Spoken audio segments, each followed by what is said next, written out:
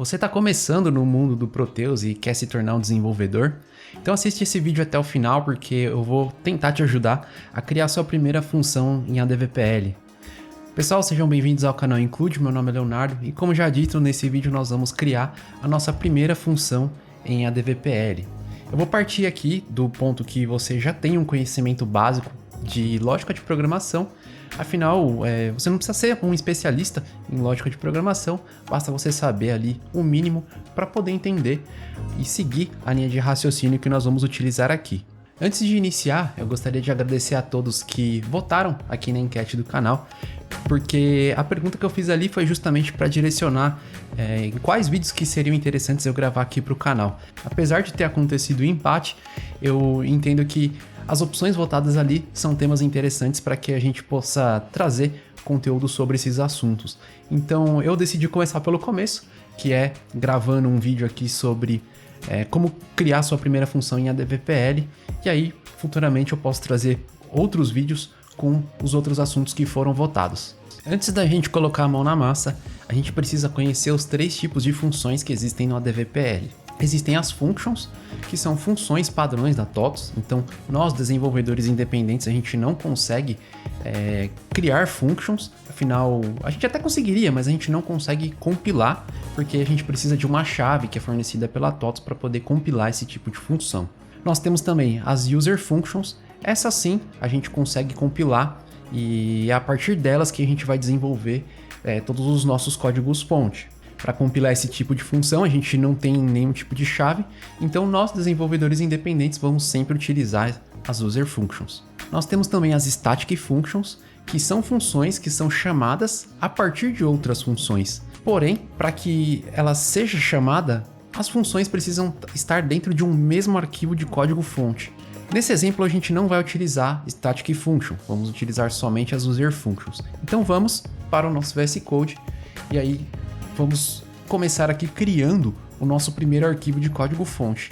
Para isso eu vou clicar aqui nesse maisinho aqui, New File, e a gente vai digitar o nome do arquivo.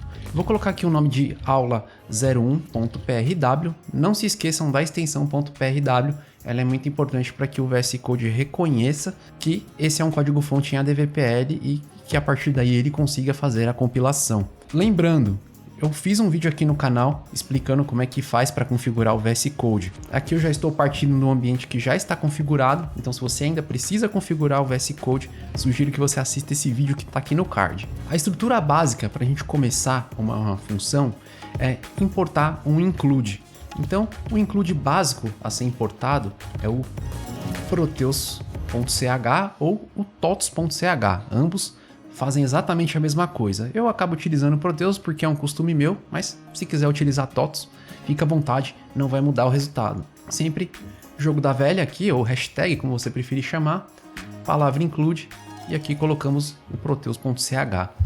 Como dito anteriormente, a gente sempre vai utilizar a função do tipo user. Então vamos colocar aqui a nossa user function, e aí precisamos dar um nome para ela. Eu vou colocar aqui o nome de aula01, abre e fecha parênteses. Então, declaramos aqui a nossa função, que é chamada de aula01. A gente precisa informar em nosso código-fonte em qual momento que essa função se encerra. Para informar isso, a gente utiliza do comando return. Toda vez que tiver um return, a função ela se encerra, conclui a operação. Então, eu sugiro que assim que você cria a sua função, você já coloca aqui um return, já na linha seguinte, para dizer que é nesse momento que ela vai se encerrar. O desenvolvimento nós vamos fazer entre essas duas linhas, entre a user function e entre o return. E aqui, qual que é a ideia inicial? É criar uma função onde a gente vai apresentar uma mensagem de boas-vindas para o usuário. Como a gente importou o include proteus.ch, então a gente tem acesso a algumas funções que são padrões já desenvolvidas pela própria TOTOS para facilitar a nossa vida. Dentre uma delas é a função que exibe uma mensagem na tela para o usuário. Essa função se chama MSG Info. Pelo site do TDN, você consegue ter acesso à documentação de diversas funções. Essa é uma delas. Se você procurar pelo TDN, você vai encontrar uma documentação dessa função. Como eu já utilizo ela com frequência, então eu já sei o que ela vai pedir aqui de informação para mim. A gente precisa passar 2 parâmetros, e esses parâmetros são passados dentro do parênteses. O primeiro parâmetro é o texto que vai ser informado, e o segundo parâmetro é o título da janela. O texto nós passamos aqui utilizando aspas. Então eu vou colocar uma mensagem aqui. Olá, seja bem-vindo ao canal Include. Não se esqueça de deixar o seu gostei e se inscrever no canal. O próximo parâmetro, que vem depois da vírgula, a gente vai colocar o título da janela, também entre aspas. Então eu vou colocar aqui, boas-vindas. Já temos aqui a nossa primeira função pronta, algo bem básico, mas nós vamos fazer um teste. A gente vai utilizar aqui do atalho Ctrl F9 para compilar. Se você não está familiarizado com os atalhos, você pode vir aqui na opção Explorer e no seu código-fonte você vai clicar com o botão direito e vai clicar aqui em Compile File, que é o Ctrl F9. Eu sugiro que você utilize o atalho até para ir pegando prática e deixando seu trabalho cada vez mais ágil. Para rodar o nosso código-fonte, eu vou utilizar a tecla de atalho F5. No caso F5 a gente entra em modo debug, então a gente consegue rodar dessa forma. Como é uma função customizada, toda vez que a gente chama essa função para rodar, a gente precisa utilizar o underline, que representa uma user function. Em seguida, a gente coloca o nome da função que nós criamos. Então, no nosso caso, aula 01, abre e fecha parênteses, da mesma forma como nós colocamos aqui. Eu vou dar um Enter e a gente vai ter o retorno da mensagem que nós digitamos em uma janela. E aí apareceu a mensagem: olá, seja bem-vindo ao canal Include, não se esqueça de deixar o seu gostei e se inscrever no canal. Agora eu gostaria de mudar um pouquinho essa mensagem, eu queria colocar aqui o nome de uma pessoa, desejando as boas-vindas a ela. Então a gente poderia simplesmente vir aqui no olá, Leonardo, seja bem-vindo ao canal Include. Eu gostaria de fazer algo um pouquinho mais complexo, eu gostaria que esse nome pudesse mudar, né? Não precisa ser um nome fixo. E se a pessoa que está utilizando tem outro nome, vamos utilizar aqui de uma variável, né? Essa variável é justamente quem vai receber a informação com o nome da pessoa. Só uma breve introdução a variáveis. Quando declaramos uma variável, a gente precisa informar o escopo dessa variável. Eu não vou entrar nesse assunto aqui para que não fique muito complexo e não confunda a cabeça de você que está começando. Tá? Então, basicamente, a gente vai utilizar aqui o escopo local. Para você que está começando, utilize sempre o local. Você vai ver com muita frequência o tipo private também, mas nesse nosso exemplo fica no local. A gente pode criar um outro vídeo abordando esse tipo de assunto. Na sequência, a gente precisa dar um nome para essa variável. Então, eu vou chamar ela de nome. A gente precisa ter em mente que toda variável possui um tipo de informação. Então, quando a gente está informando um nome dentro daquela variável, ela está recebendo um texto, que é um nome. No ADVPL, as variáveis também possuem tipo, mas a gente não precisa informar no nosso código-fonte qual é o tipo de informação que essa variável vai receber. Para facilitar durante a leitura do código-fonte, principalmente você pegar fontes muito grandes, a gente utiliza de uma boa prática, que é na primeira letra do nome da variável, a gente colocar o tipo de conteúdo que ela vai receber. Como a variável nome é um texto, então eu vou colocar aqui o C, que significa caractere. Então a variável nome vai receber uma informação do tipo caractere, e aí a partir desse C aqui no começo, quando a gente estiver lendo o código-fonte, a gente vai saber que o tipo dessa variável é um caractere, é um texto. E aqui a gente vai atribuir uma informação a ela. Para atribuir, a gente utiliza o operador dois pontos igual no ADVPL. E na sequência, o conteúdo que ela vai receber. Aqui eu vou colocar aspas e o meu nome, Leonardo. Então a gente declarou uma variável e armazenou ali na memória do seu computador a informação Leonardo. Agora a gente precisa trazer o conteúdo dessa variável para dentro da nossa mensagem. Então eu vou colocar aqui olá e aqui vai vir a variável. Vamos compilar, vamos fazer um teste. Eu já sei que isso daqui não vai funcionar, tá? Mas é um teste proposital. Então a gente vai executar aqui e vocês vão ver o que vai acontecer. Então, ao invés dele substituir o nome da variável pelo conteúdo dela, ele entendeu que é de forma literal, né? Aquilo que foi digitado aqui na mensagem. Isso porque o cnome, a nossa variável, está dentro de uma expressão que está entre aspas. Ou seja, ele entende que isso aqui é um texto e não uma variável. Então vamos corrigir isso. Vou dar um OK aqui e a correção ela é basicamente simples. a gente precisa concatenar o conteúdo da variável com o nosso texto. Então, para isso, a gente precisa fechar aspas aqui, e para concatenar o texto, a gente utiliza o operador mais. E aqui a gente também coloca o operador mais na sequência as aspas. Então, o que a gente está fazendo? A gente pegou uma primeira expressão, vamos concatenar com o nome que está na variável e que vai ser concatenado com o restante da mensagem que está aqui. O operador de mais ele serve tanto para concatenar texto quanto para fazer uma soma quando as variáveis, né, ou o tipo de conteúdo que está sendo analisado ali na hora é do tipo numérico e não caractere. Então vamos compilar e fazer um outro teste e agora vocês vão ver que o nome vai aparecer na mensagem agora. Olá, Leonardo, seja bem-vindo ao canal Include. Não se esqueça de deixar o seu gostei e se inscrever aí no canal. Beleza, agora deu certo. Se eu quiser mudar o nome, basta eu trocar o nome aqui na variável para que mude a mensagem automaticamente, sem precisar digitar isso dentro da mensagem. Então vou rodar novamente, só de exemplo aqui para vocês. Então já mudou aqui. Olá, José, seja bem-vindo ao canal Include. Vou dar um OK e, enfim, gostaria de melhorar um pouquinho mais isso, né? Toda vez que eu quiser trocar o nome, eu preciso compilar o código-fonte. Isso não faz muito sentido. O ideal mesmo seria a gente pedir para que o usuário digite o nome dele e a mensagem se adeque à informação que a pessoa digitou. Então vamos fazer isso.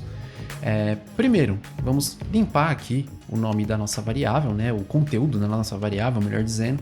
E aqui a gente vai trazer uma função que é fw_input_box, que vai trazer uma caixa de diálogo para o usuário digitar o nome dele. A gente vai informar só um parâmetro nessa função, que é uma mensagem para o usuário. Então, vou colocar aqui, digite o seu nome. O conteúdo que a pessoa digitou, a gente precisa armazenar essa informação na nossa variável, que consequentemente vai ser exibido na nossa mensagem. Então, a gente vai fazer o quê? O fw_input_box vai atribuir o valor à variável cnome. Vamos compilar, testar novamente. E agora apareceu a mensagem aqui, a caixinha de diálogo com digite o seu nome. Eu vou digitar aqui o nome João e nós vamos ver o resultado. Dando OK, a nossa mensagem mudou, né? Então agora ela funciona de forma dinâmica. Eu não preciso mais compilar o fonte para poder ajustar a mensagem que vai ser apresentada aqui na tela. Então vou rodar novamente e dessa vez eu vou digitar o meu nome aqui. E aí vocês vão ver que a mensagem ela se adequa. Agora, mudando aqui um pouquinho, né? Ao invés da gente trabalhar com caracteres somente, vamos trabalhar aqui com valores numéricos. Então, eu vou limpar a princípio isso daqui e nós vamos fazer uma soma. Eu vou declarar aqui uma variável chamada num1, que vai ser o primeiro número. Lembrando, como a gente vai trabalhar com uma variável que é numérica, seja do tipo inteiro ou decimal, a gente coloca aqui um n no começo, que é uma boa prática, para informar que essa variável vai receber um conteúdo do tipo numérico. Então, vou inicializar ela aqui com o valor 0. Então, a minha primeira variável recebeu o valor 0. Vou criar uma segunda variável chamando num2, que também vai receber 0. E vou criar uma terceira variável que vai ser o resultado da nossa soma. No caso aqui, também vou colocar 0. Então, a gente precisa fazer a nossa soma. Para a gente fazer isso, nResult vai receber a soma de num1 mais num2, ok? Nesse caso aqui, vai ser 0, afinal as duas variáveis estão com o seu conteúdo igual a 0. Vamos utilizar também do fw_input_box, fazer um pouquinho diferente para não confundir. Então, vou colocar aqui que a variável n1 vai receber o valor que foi digitado ali na nossa caixa de diálogo. Vou colocar aqui, digite o primeiro número e a mesma coisa aqui para a variável num2, digite o segundo número. Então, vamos ajustar a variável aqui. Então, o usuário vai digitar o primeiro número, vai digitar o segundo, vai acontecer uma soma aqui e essa soma vai ser atribuída à nossa variável nResult. Então, vamos colocar aqui no nosso MSG Info o resultado dessa operação. Então vou colocar aqui a soma de concatenar, né? Afinal estamos utilizando a variável do tipo numérico, num 1 mais num 2. Então a gente está pegando aqui o valor que foi digitado em num1, o valor que foi digitado em num2 e o valor que foi digitado em result. Nós estamos concatenando ele dentro da nossa mensagem. Vamos rodar isso para ver o que vai acontecer? Então vou compilar aqui o nosso código fonte e aí a gente vai ver o resultado dessa nossa lógica. Vamos digitar aqui o primeiro número, vou digitar 2, o segundo número vai ser 3 e a soma de 2 mais 3 é 23. Tem coisa errada aqui, né? Óbvio que não é 23. A soma dos dois é 5. E por que ele apresentou 23? Porque, pessoal, quando a gente digita a informação dentro do FW Input Box, ele devolve, ele atribui a informação digitada à nossa variável no formato texto. Então a gente precisa fazer a conversão dessa variável para o tipo numérico. Afinal, nós declaramos que a variável vai receber uma informação do tipo numérico aqui. O que a gente faz para fazer essa conversão?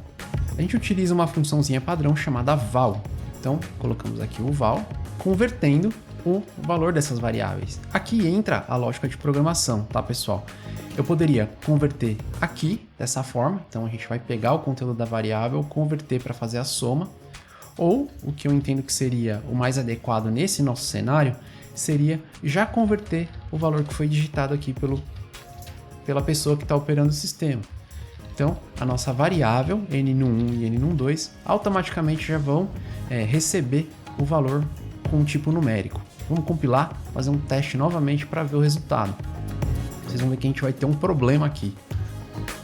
Rodamos, vou digitar aqui o primeiro número, que vai ser 2, o segundo número vai ser 3, e na hora de rodar, a gente tem um erro, onde ele alega aqui um problema, né? Type mismatch, que seria o tipo da variável que não está batendo, né? A operação que a gente está utilizando, que é o mais, muito provavelmente o que está acontecendo? A gente está pegando uma variável do tipo numérico e tentando somar ou concatenar com uma outra variável que é do tipo caractere.